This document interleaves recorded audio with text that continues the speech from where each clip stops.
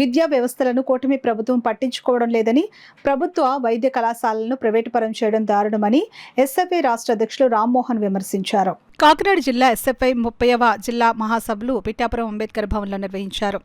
ముందుగా ఎస్ఎఫ్ఐ జెండా ఆవిష్కరణ కార్యక్రమాన్ని నిర్వహించారు. అనంతరం జరిగిన సభలో ఎస్ఎఫ్ఐ కాకినాడ జిల్లా కార్యదర్శి గంగా సూరిబాబు తీర్మానాలు ప్రవేశపెట్టారు.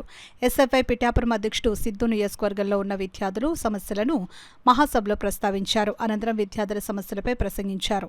ఈ సందర్భంగా ఎస్ఎఫ్ఐ జిల్లా కార్యదర్శి గంగా సూరిబాబు, ఎస్ఎఫ్ఐ రాష్ట్ర అధ్యక్షుడు రామ్మోహన్ మీడియాతో మాట్లాడారు.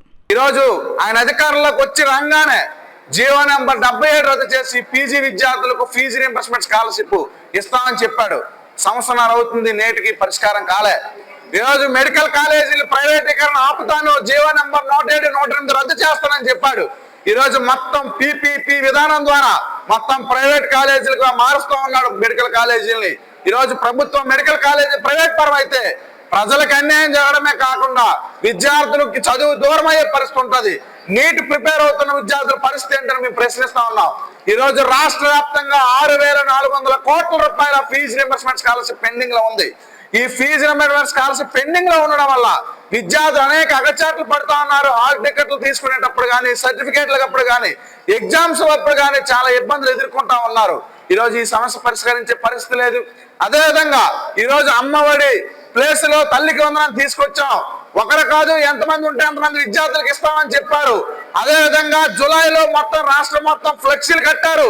67 లక్షల మంది లబ్ధిదారులకు ఇచ్చామని చెప్పి ఈ రోజు ఈ రాష్ట్రంలో 40% మందికి తల్లికి వందనం పడే పరిస్థితి లేదు.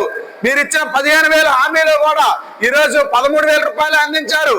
ఈ రోజు ఎంతమంది ఉంటే అంతమందికి ఇస్తామని చెప్పారు. రీయింబర్స్మెంట్ వచ్చిన పిల్లలకి తల్లికి వందనం ఇవ్వలేదు. ఇంకో పిల్లడు ఉంటే మరి ఏం హామీ నిలబెట్టుకున్నారని చెప్పి మేము ప్రశ్నిస్తా ఉన్నాం.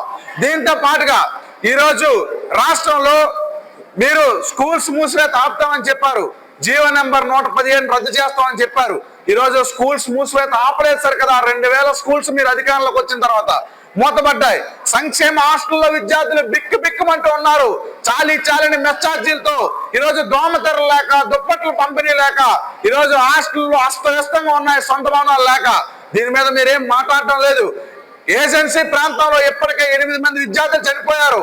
కురుపాం శమన్నపురంలో కానీ, పాచిపెంట సీలేరులో కానీ, ఈరోజు పాడేరు జిల్లాలో కానీ 8 మంది విద్యార్థులు ఇప్పటికే చనిపోయారు. మరి దీనికి మీరేం సమాధానం చెప్తారు? చనిపోయిన విద్యార్థులకు కనీసం గిరిజన శాఖ మంత్రి పరామర్శకు కూడా వెళ్ళలేదు. ఈరోజు గంజాయి డ్రగ్స్ అరికడతామని చెప్పారు. నిన్నే నెల్లూరు జిల్లాలో డివైఎఫ్ఐ కార్యకర్త, ప్రజానాట్య మండలి కార్యకర్త పెంచలేని డ్రగ్స్ కి వ్యాపారం చేస్తున్న ఈ గంజాయి మూక 9 మంది వేట కొడవలతో పిల్లల ముందే నరికి చంపితే ఈ రాష్ట్రంలో పోలీసు వ్యవస్థ పడుకుంటుందా అని చెప్పి మేము ప్రశ్నిస్తా ఉన్నాం. ఇప్పటికీ వాళ్ళ మీద చర్యలు తీసుకోలేదు మీరు. మరి మీరు ఏ విధంగా డ్రగ్స్ ని అరికడతారు? ఈరోజు స్కూల్స్ లో, కాలేజీల్లో సమస్యలు ఉన్నాయి. సమస్యలు పరిష్కరించాలంటే సమస్యలు పరిష్కరించడం చేయకుండా ఈరోజు స్కూల్స్ లోకి, కాలేజీల్లోకి వెళ్ళకూడదని చెప్పి అక్రమంగా సర్కులర్లని నారా లోకేష్ విడుదల చేశాడు. వీటన్నింటికి వ్యతిరేకంగా పెద్ద ఎత్తున ఇప్పటికే పోరాడుతున్నాం. భవిష్యత్తులో కూడా మా పోరాటాలు కొనసాగుతాయి. సమస్యలు కనుక పరిష్కారం చేయకపోతే ఈ రాష్ట్రంలో విద్యార్థులందరినీ ఏకం చేసి విజయవాడలో మీ ఎదురుగానే పెద్ద ఎత్తున ఆందోళన చేస్తామని చెప్పి మేము హెచ్చరిస్తా ఉన్నాం.